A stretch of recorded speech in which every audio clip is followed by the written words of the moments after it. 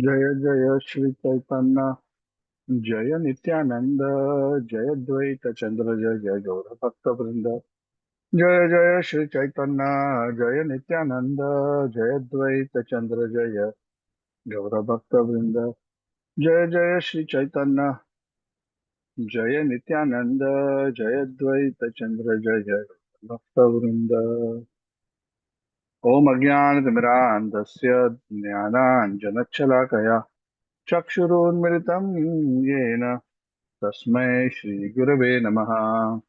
श्रीचैतन्यमनोभीष्टं स्थापितं येन भूतले स्वयं रूपः तदा मह्यं ददाति स्वपदान्तिकं वन्देऽहं श्रीगुरोः श्रीयुतापदकमलं श्रीगुरून् वैष्णवांश्च श्रीरूपं सागरजातं सहगणा रघुनाथान्वितं तं सजीवं साद्वैतं सावधूतं परिजनासहितं कृष्णचैतन्यदेवं श्रीराधाकृष्णपादान् सगणललिता श्रीविशाखान्वितांश्च हे कृष्णकरुणा सिन्धु दीनबन्धो जगत्पते गोपेश गोपिकान्त राधाकान्त नमोऽस्तुते तप्तकाञ्चन गौराङ्गी राधे वृन्दावनेश्वरी वृषभानुसुते देवी प्रणमामि हरिप्रिये वंशकल्पतरुभ्यश्च कृपा सिन्धुभ्येव च पतितानां पावनेभ्यो वैष्णवेभ्यो नमो नमः।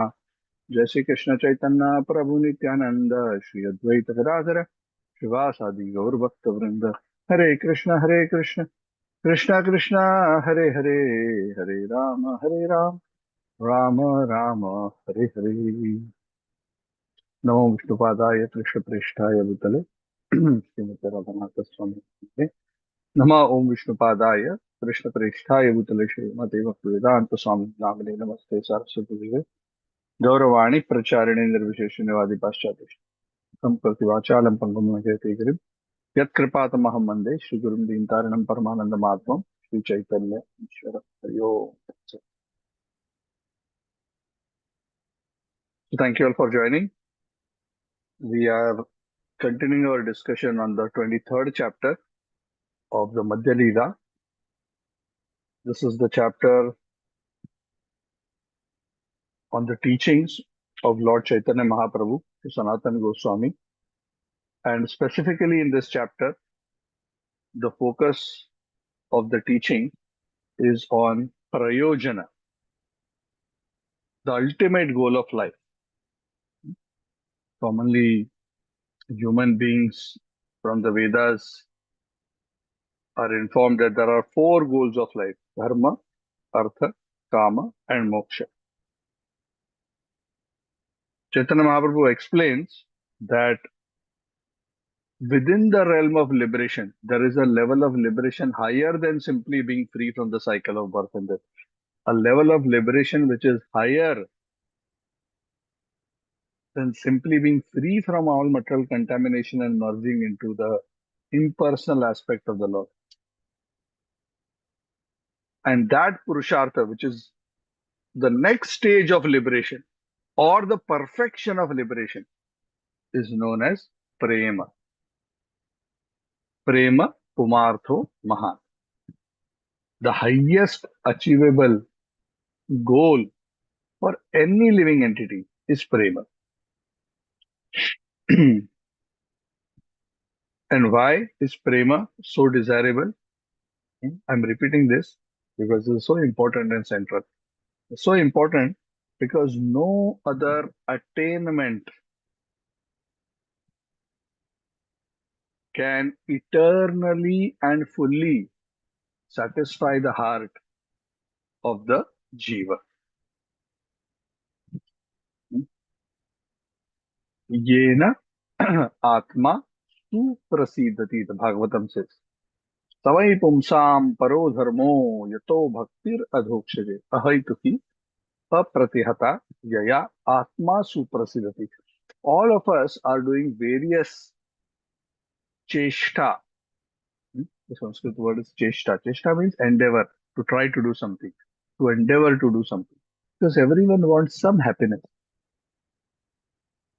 But neither bhukti nor siddhi nor even mukti completely satisfies the heart and makes the living entity feel full and brimming with joy in a superlative way eternally as compared to bhakti. Pure bhakti. We're not just talking about ritualistic devotion, we're talking about pure devotional service. Ahaituki, apratihata. And within the realm of pure devotional service, Chaitanya Mahaprabhu is telling Sanatana Goswami that one can relate to the Lord in various ways, and the highest, most complete manifestation of the Supreme, where the divine qualities of the Supreme are manifest to the superlative and to the maximum extent, are manifest in the form of Sri Krishna. That is why, in his form as Sri Krishna, the Supreme Lord is known as Purna Purushottam, complete,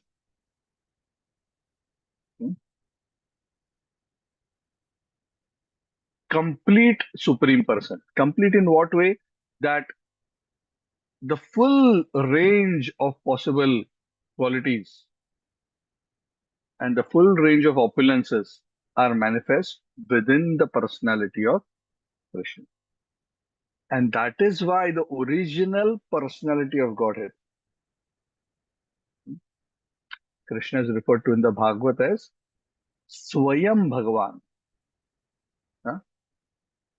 In the third chapter of the first canto of the Srimad Bhagavat, there is a verse after describing all the avatars of the Lord, Rama, Narasingha, Vamana, Parshuram, Buddha, Kalki,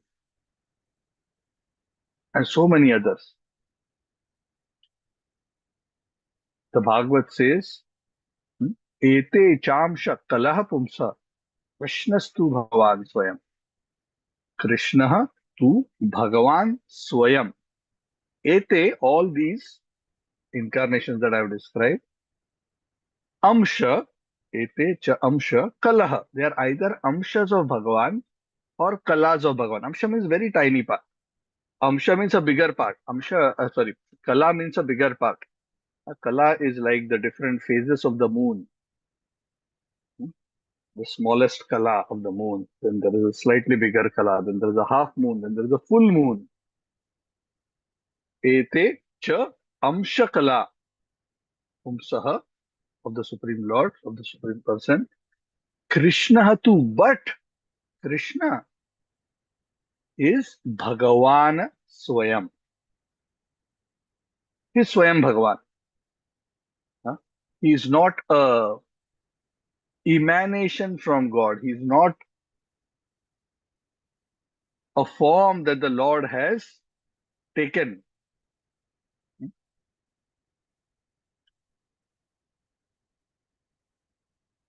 Since Lord Chaitanya Mahaprabhu is teaching Sanatana Goswami about the highest level of attainment in spiritual perfection, he brings Sanatana Goswami to the point of telling him, and this is what we have been discussing, that the ultimate attainable goal, even within the worship of Radha Krishna.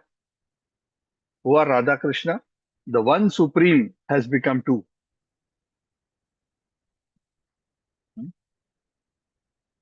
Now you may say the God is one or God is two. No, God is one, but that one God has become two. Sometimes there is a debate between people. When you say he, when you refer to God as he, some feminists get offended. Why God is a male? I reject such a God. Why God is not female? So we say, no, no, no, our God is also female. Because Radharani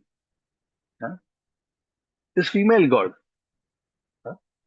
Then is Krishna God or is Radharani God? Both. How both can be God? There's supposed to be one God. Yes, that one truth has become two. In this world, as Purusha and Prakriti, and in the spiritual realm, as also Purusha and spiritual Prakriti. And why that one becomes two? For the purpose of a ras. There is joy in exchange, and that one becomes two to exchange loving relationships. And Sanatan Goswami explains that the highest exchange of relationships between Radha and Krishna are that of Madhurya Ras. And the highest attainment for the jivas in terms of the most intense, most relishable spiritual experience possible is if one becomes a servant of the servants of Radha and Krishna in Vrindavan and especially worships them in Madhurya Ras. That is the highest. There's nothing more higher than that. Lord Chaitanya has already explained to Sanatan Goswami how devotional service progresses. Adav Shraddha, Tata Sadhu Sangha, Anartha Nivrutti, Bhajan Kriya, Anartha Nivrutti, Nishtha, Ruchi, Asakti, Bhava, Prema. And within Prema, higher and higher levels within Prema, all the way up to Madanakhya Mahabhav. We discussed this in the previous chapters, but those are just too far out for us to conceive. I mean, good to know the terms so that if we speak and we say something, we sound very learned. Actually, these are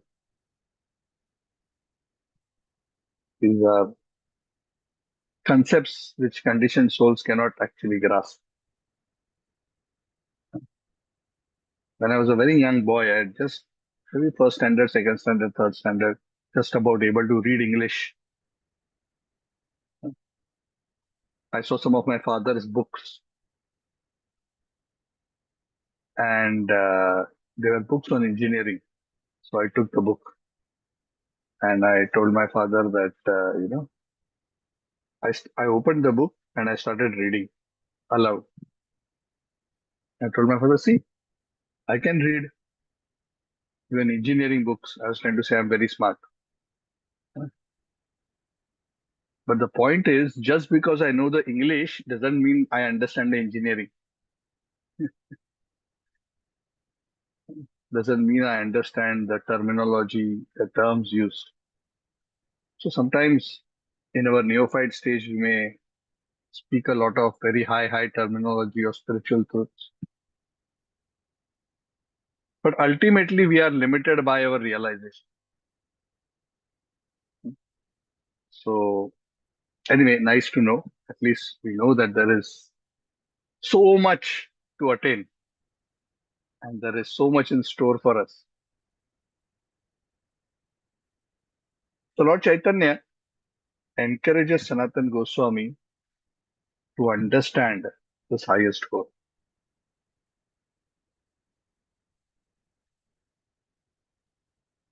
Then Lord Chaitanya, and this is what we have been discussing of late, starts describing to Krishna, to Sanatan Goswami, Lord Chaitanya, why Krishna is so attractive. So why Krishna is so attractive? Krishna is so attractive because Akarshayati iti Krishna, because Krishna is the full manifestation of the God, of the Lord, of the Supreme Truth. Akarshayati. Why the Supreme Truth is known as Krishna? Akarshayati iti Krishna. He's ultimately attractive, he's superlatively attractive. Why he's superlatively attractive, more attractive than any other form of God? Because of his qualities. So Lord Chaitanya wants to enumerate the qualities of God. So the section we started to discuss is enumeration of the qualities of God. So we discussed in the last session first 50 qualities of God. And after concluding the listing of those qualities, like Krishna is simple and liberal, he's the protector of surrendered souls, he's submissive to love, he's all auspicious, he's very expert in artistic enjoyment, He's grateful, he's very determined, he is very learned in scripture, he's very clean, he's very self-controlled, he's very wise, he's very beautiful, he's very powerful, so on and so forth. 50 qualities. After describing these 50 qualities, Lord Chaitanya explains that please understand these 50 qualities are present in all forms of the Lord, including Krishna to a great extent, practically unlimited. And these 50 qualities are also present in the Jiva, in the living entity, but they are exhibited only minutely, which means all the 50 qualities can also be found on the Jiva, but in a very or small uh, proportion. The Lord has it in unlimited proportion, just like a drop of the ocean in the ocean. Qualitatively same, but quantitatively no comparison. Then, after describing these 50 qualities, Lord Chaitanya says, in the personality of Lord Shiva, Shankar,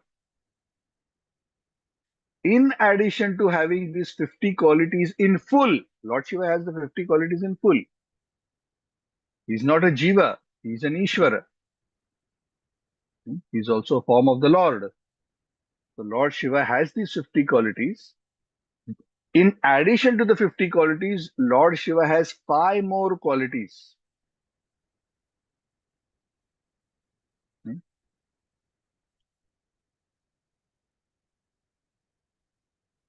So these 5 qualities are not found in the Jiva. What are these 5 qualities? The qualities are: one, Lord Shiva is always situated in his original position. Huh? See, we as Jivas, our situation continuously changes. We are changing body from one body to another. Our state changes, our mentality changes, our mind changes. Huh? But for the forms of the Lord, right from Lord Shiva,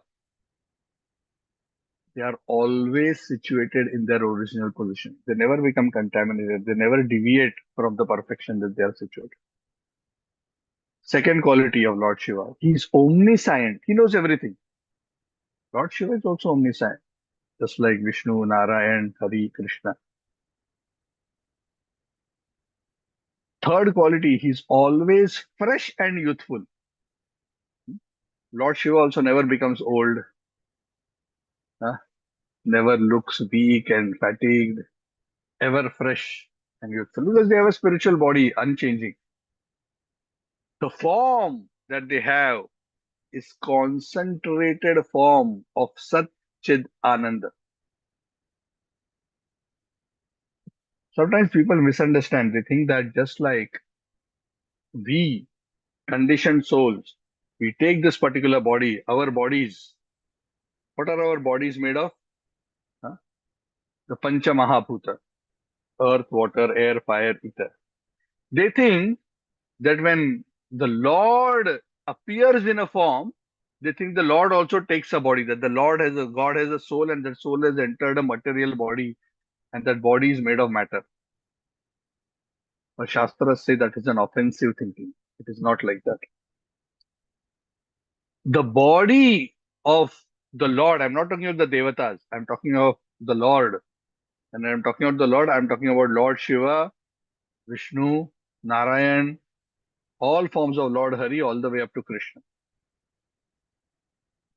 Their forms are concentrated Sat Chit Ananda. They are not made of Triguna. They are not made of Sattva, Raja, Tama. They are made of Satchidananda Ghana. Ghana means concentrated. Fifth, he is the possessor of all mystic powers. Lord Shiva is especially famous as a Mahayogi. Krishna is referred to as Yogeshwara, but Lord Shiva is known as a Mahayogi. He is Nowadays, the term Adi Yogi has become very, very common. The first original yogi. Of course, does Lord Shiva need to do yoga? He's the master in terms of teaching yoga to others, but he takes on the role of a yogi.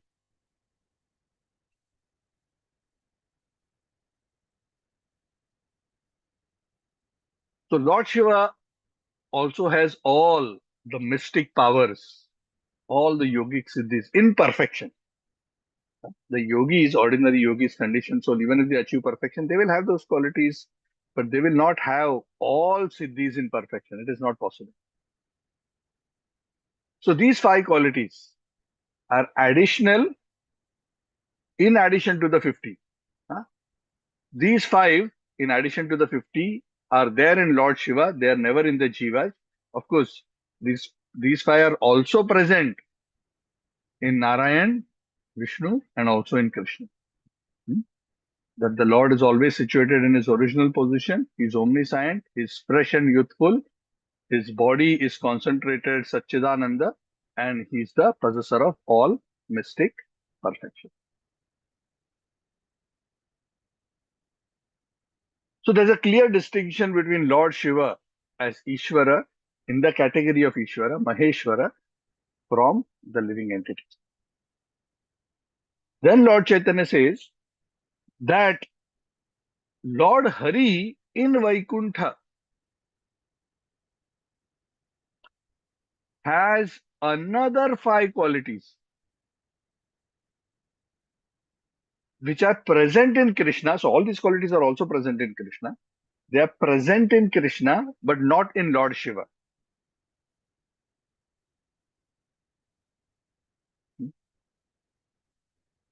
What are these qualities? The Lord possesses inconceivable supreme power. Second, he can generate innumerable universes from his body. He is the source of all incarnations. He bestows mukti on those whom he kills. And he has the ability to attract even those who are already liberated from material nature. Hmm? Atmaram, even the Atmarama can be attracted by Lord Hari.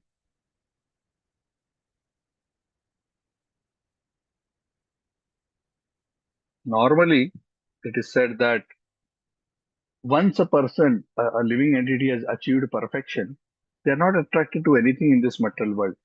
But the qualities of the Supreme Person are so attractive that even liberated souls get attracted. Atma Ramascha Munayo Nirgrantha api Urukrame Kurvanti Ahaitupim Bhaktim Itham Bhuto Guno Harihi. This is a verse from the Bhagavad. It actually explains this point precisely. They become attracted. Why they become attracted? Because Krishna's spiritual qualities or Lord Hari's spiritual qualities are so attractive that even those who have no material attraction get attracted to him because of his divine quality. So these additional five qualities are there in Narayana or Vaikuntha, and they are in Krishna also. But in Krishna, Lord Chaitanya says, they are present in a greater proportion.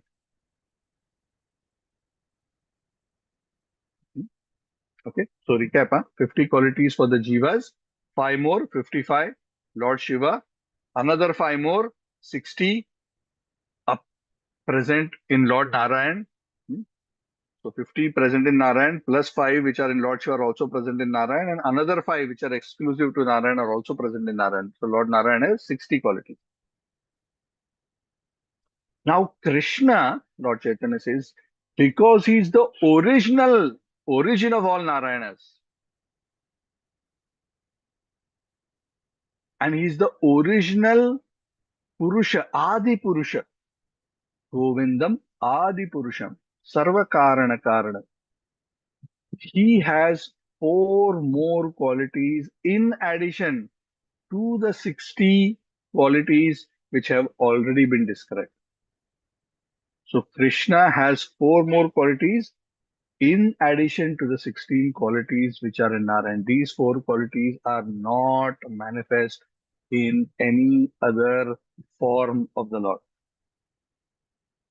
What are these four qualities? Please listen carefully. Krishna has Lila Madhurya. Krishna's pastimes are so sweet, so nectarian. It's like an ocean with waves of pastimes. And the pastimes of Krishna are so attractive that all across the universe, anybody who hears about them or sees them, they become evoked with wonder. Such sweet interactions no other form of the Lord has with his devotee. Second quality of Krishna. Most forms of God, huh, they don't have many devotees around them. They like to be themselves. Huh? Like Ananta Shesh. Lord Vishnu lying on Ananta Shesh. Only Lakshmi Devi is there serving him. Ananta Shesh is there. Huh? And maybe a few devotees here and there. But Krishna, as the original Supreme Person, hmm, is always surrounded by very, very dear, intimate devotees who have unlimited love for him.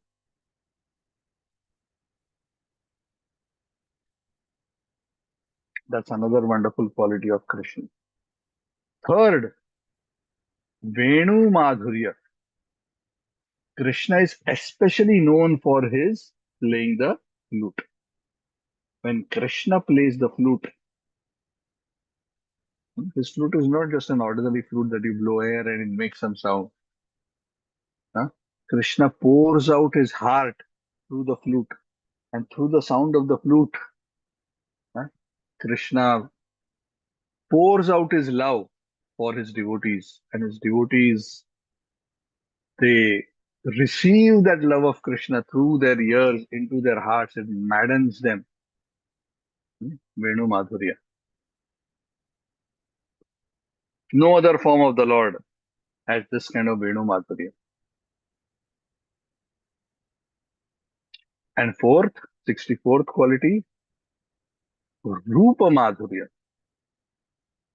The personal beauty of Krishna is so super excellent, so extraordinary, so unparalleled. Nobody in all the three worlds or beyond can match Krishna's personal beauty and his personal opulence.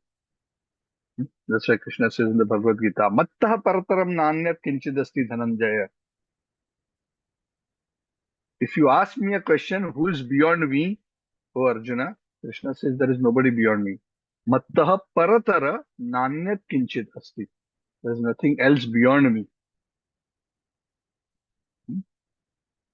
Sarvamidam maya protam sutre maniganaiva. Everything else is resting on me just as pearls are strung on a thread in a necklace.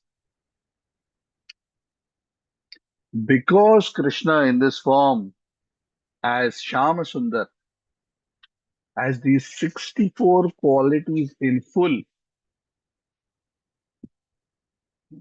he has become famous by the name Krishna, Akarshat.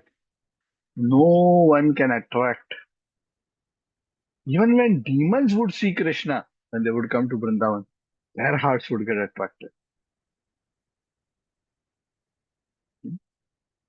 Because he is so beautiful, Lord Chaitanya says, he is known as Krishna.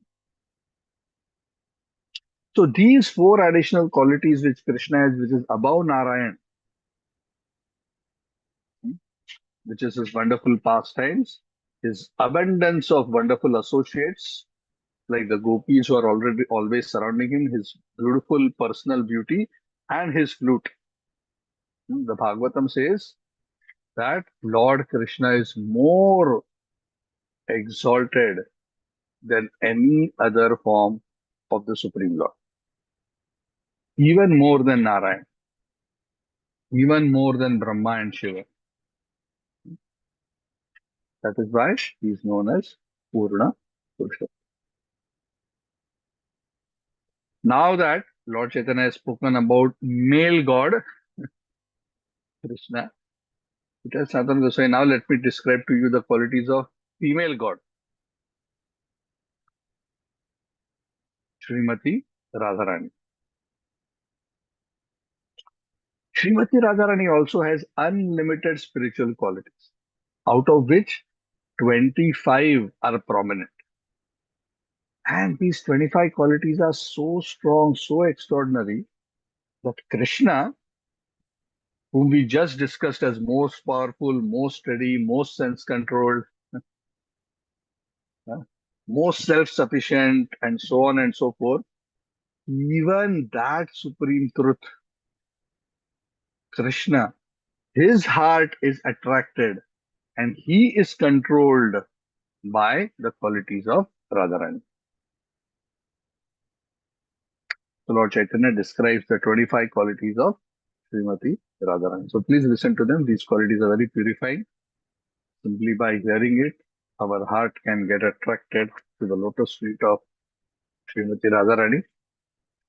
One, she is very sweet. Second, she is always freshly youthful. Third, her eyes are restless. Fourth, she smiles brightly. Five, she has beautiful, auspicious lines. So on the hand, on the feet, very beautiful, auspicious line. Six, she makes Krishna happy with her bodily aroma. Krishna's body is also Suvasa, and Radharani's body is also Suvasa. They have a very specific spiritual fragrance that the bodies of Krishna and the bodies of Radharani emit. So much so that Krishna can understand if Radharani has passed through somewhere by the smell of that aroma. And similarly, Radharani can understand Krishna's past. And these are not perfumes, huh, Matthew. These are not some scents that Radha and Krishna play. This is the natural aroma of their body. We have to put a deodorant to suppress our body's aroma. Not aroma, inverted comma aroma. But Radha and Krishna, their bodies emit such an intoxicating fragrance that it even attracts Krishna's mind. Seven, she's very expert in singing. There's no better singer than Radharani. She's expert in speech. Her speech is very charming. She's very expert in joking and speaking pleasantly. She's very humble and meek. She's very, very merciful. She is cunning. Now you may think, what kind of a quality is cunning? But this cunning is not to be understood in a negative connotation. Cunning in the sense that she's very smart in her dealings with Krishna to do things in such a way that will make Krishna happy. Not in a negative way. When we become cunning, we become selfish. And Radharani's cunningness is only an instrument to please Krishna. She's very expert in executing her duties. Nobody is as expert as Radharani. That is why anybody who wants to learn any skill, and especially those who want to learn a skill in pursuit of their service to Krishna to please him, should always seek Radharani's blessings. She's shy. She's always respectful. She's always calm. She's always grave. She's expert in enjoying life. She's situated at the topmost level of ecstatic love, Madanakya Mahabhav. She's the reservoir of loving affairs in Gokul. She's the most famous of submissive devotees. She's very affectionate to elderly people. Those who are elder to her, she shows proper respect and affection. Also, she's very submissive to the love of her friends, those who are her equal. She's the chief gopi. And 25th, and the most important, she always keeps Krishna under her control. So Lord Chaitanya says, she also possesses unlimited spiritual qualities, just like. So ultimately, the same one truth, which has become two as Krishna and Radha, the perfection of male qualities, the perfection of female qualities, and they are the eternal hero and heroine, Nayak and Naika, and they are the basis of all rasa.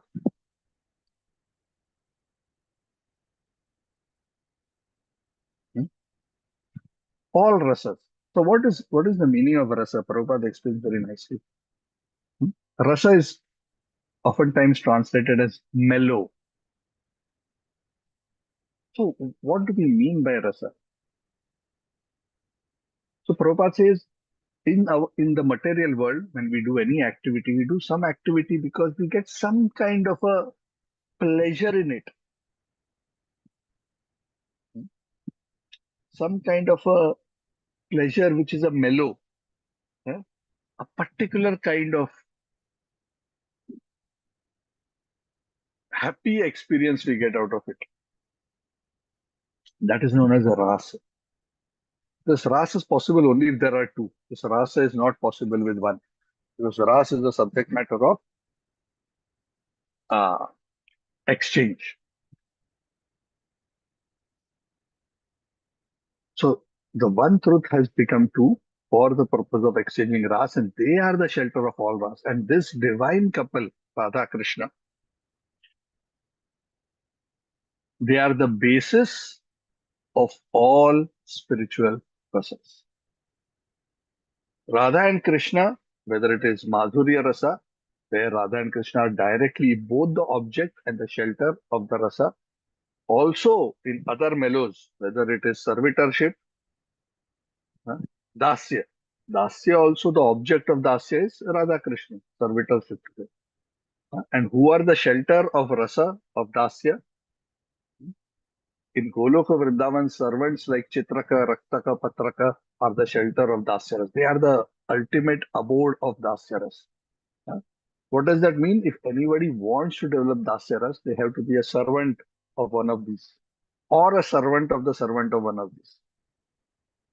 Similarly, if somebody wants to be a friend of Krishna, the ultimate shelter of Sakhyaras is Krishna. Object of Sakhyaras is Krishna, but the shelter of Sakhyaras, where is Sakhyaras most prominently manifested? In Krishna's very, very intimate friends, Sridama, Sudama, Subala. And when it comes to parental rasa, Yashoda and Nanda Maharaj are their shelter and Krishna is the object.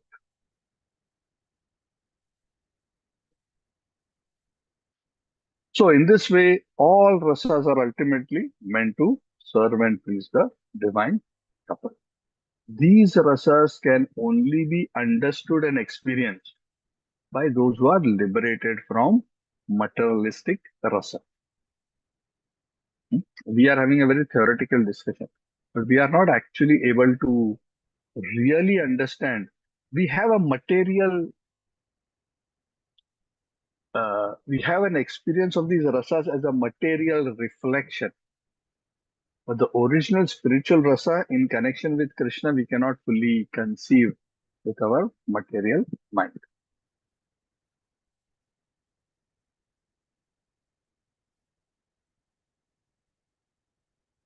Lord Chaitanya quotes a verse from the Bhagavad to actually substantiate this point. And he says that only advanced devotees can understand and appreciate, huh, these different varieties of devotional rasas in their loving devotional service to the Supreme Lord. Non-devotees cannot understand these rasas. It's very, very difficult. One has to actually taste it to experience it.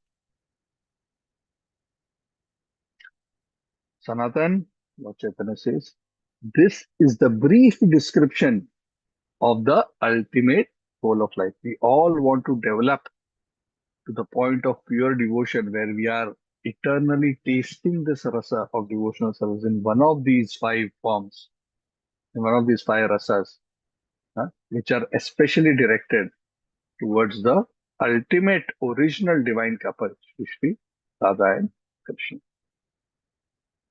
This topic of spiritual rasa, I had previously explained this to your brother, your younger brother, Rupa Goswami. And I explained all of this to him when I was in Prayag at the Shashvamedha Ghat. Sanatan, now I've explained this to you also. You now also, basis the understanding that I have given to you, you also write books on bhakti. So do these two things. I have two instructions. Write books on bhakti and also excavate the lost places in Vrindavan, Brajamandal. You are an eternal resident of Vrindavan. You know which places. Huh? So you will be able to excavate them. Establish the worship and bhakti to Radha and Krishna in Vrindavan. Huh? Write bhakti scriptures and preach the cult of love of Braj Bhakti everywhere. Then Chaitanya Mahaprabhu explained to Sanatana Goswami what is proper renunciation.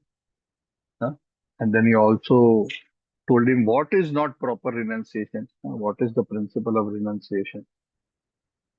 And he told him that devotees' renunciation is always follow the principle of Yukta Vairagya and not Shushka Vairagya. Shushka means dry renunciation. Yukta means connected to the Lord. Yukta Vairagya.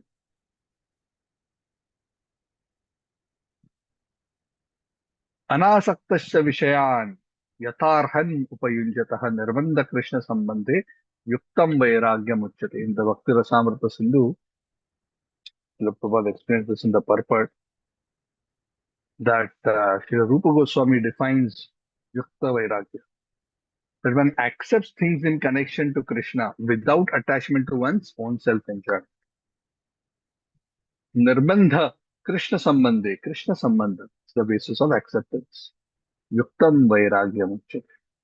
Which means one is not interested in eating tasty things, but because something tasty has been offered to Krishna and has become his prasad, one accepts. Because it is Krishna's prasad, not because one wants to taste it. It is Yukta Vairagya. And what is Falgu or Shushka Vairagya? Prapanchikataya buddhya hari sambandhi vastunaha mumukshubhi parityago vairagyam falgu tathita. Dry renunciation is when one simply whimsically rejects because of improper materialistic understanding even those things which are connected to the Lord. Those things which are connected to the Lord are not the cause of one's degradation. They are always the cause of one's elevation. If one starts rejecting even those things which are connected to the Lord because of materialistic mentality, prapanchikataya buddhya,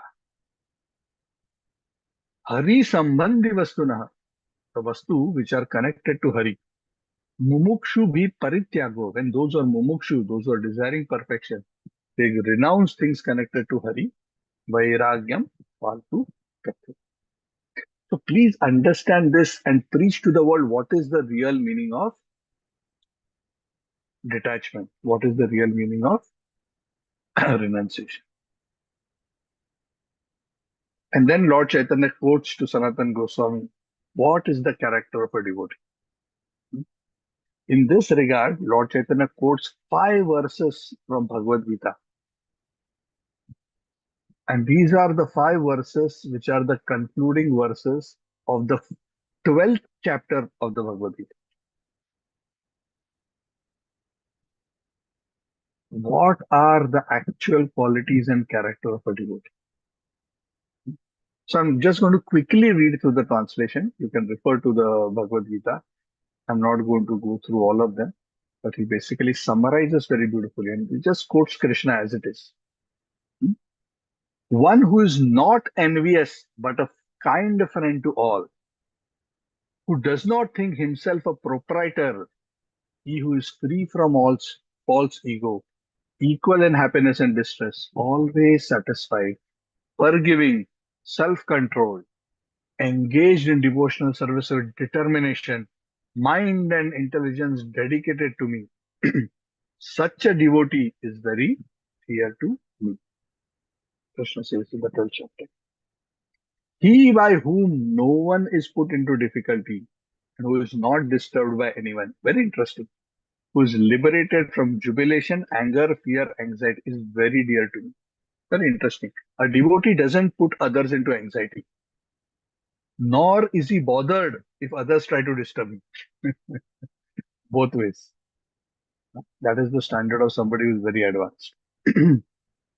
A devotee who is not dependent on others depends on Krishna, but is solely dependent on me, who is clean inwardly and outwardly, expert, indifferent to material things, without cares and free from all pains, who rejects all material activities, pious or impious. Such a person is very dear to me. One who is free from all material jubilation, hatred, lamentation, desire, who renounces both materially auspicious and materially inauspicious. They understand that material things are anyway, whether we consider them Shubha or Ashubha, they are ultimately Ashubha because they don't take one to the highest goal of life. Such a person is very dear to me.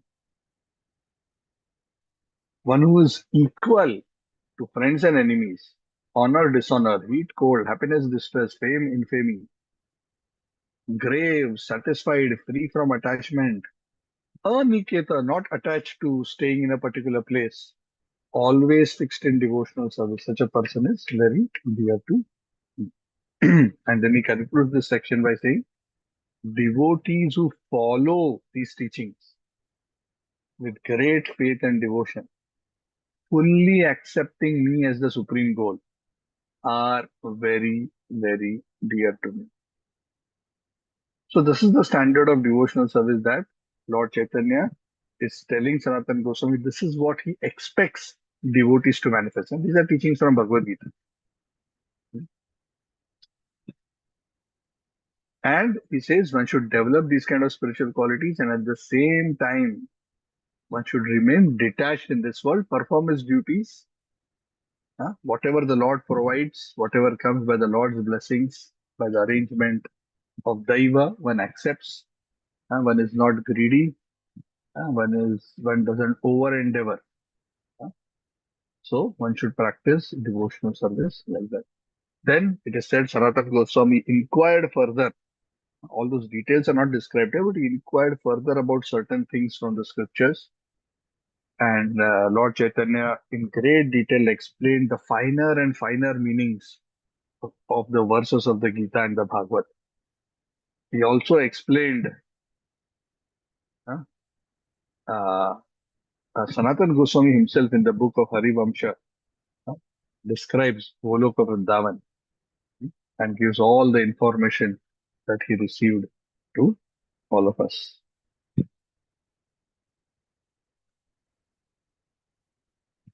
So, any doubts about any pastimes, any false stories which are related to the Lord, uh, whether it is related to Krishna's disappearance, whether it is related to the destruction of the Yadu dynasty, so many speculations are there in this world.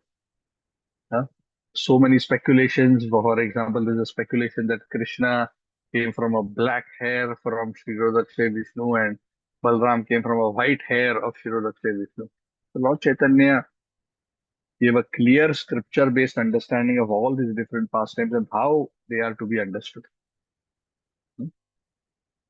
So after all these teachings, then Sanatana Goswami was perfectly equipped with all the necessary information. Sanatana Goswami then begged at the lotus feet of Lord Chaitanya. You have given me all information. Now please give me the blessing that I will have full realization of what you have spoken. Huh? Information is okay. One can record and one can repeat. That even a tape recorder can do. But to internalize that, realize that and speak with realization. So he held the lotus feet of Lord Chaitanya and said, please, please, please, I am very ordinary. You have been so kind to me. You have given me all these instructions. But without your blessings, I cannot realize them and I cannot teach. What you have explained to me, even Lord Brahma doesn't know. Hmm? So please, you have been so kind as to instruct me now. Empower me by keeping your feet on my head. So Lord Chaitanya was very, very pleased with Sanatana Goswami, and he kept his hand on Sanatana Goswami's head and says, I bless you that all these instructions that I have given to you be manifest to you. So in this way, this particular chapter ends. Krishna's Kaviraj Goswami says that I have briefly described a discussion on Prayojan, the ultimate goal of life, between Chaitanya Mahaprabhu and Sanatana Goswami. And it cannot be described fully because there is no limit to Lord Chaitanya Mahaprabhu's pastimes. And then a blessing comes, our very interesting part. Whoever hears these instructions given to Sanatan Goswami by Lord Chaitanya very soon comes to realize love of God, Krishna. Hmm? Very wonderful blessing.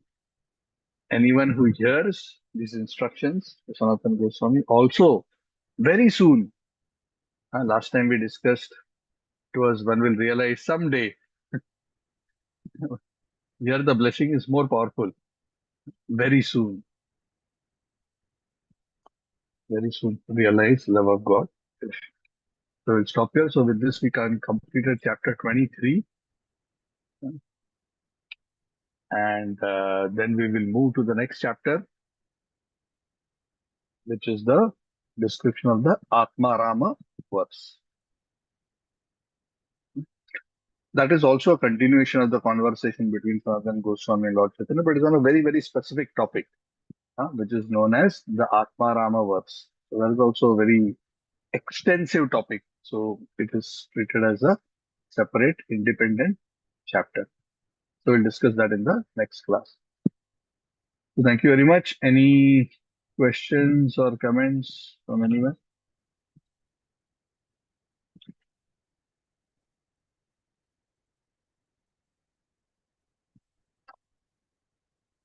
Okay. So thank you very much. Shri Chaitanya Charitamrita ki jai, Shri Shri Gaur Nitai ki jai, Shri Sanatana Goswami Pad ki jai, Samaveta Gauravata ki. So I'll see you on actually next Saturday.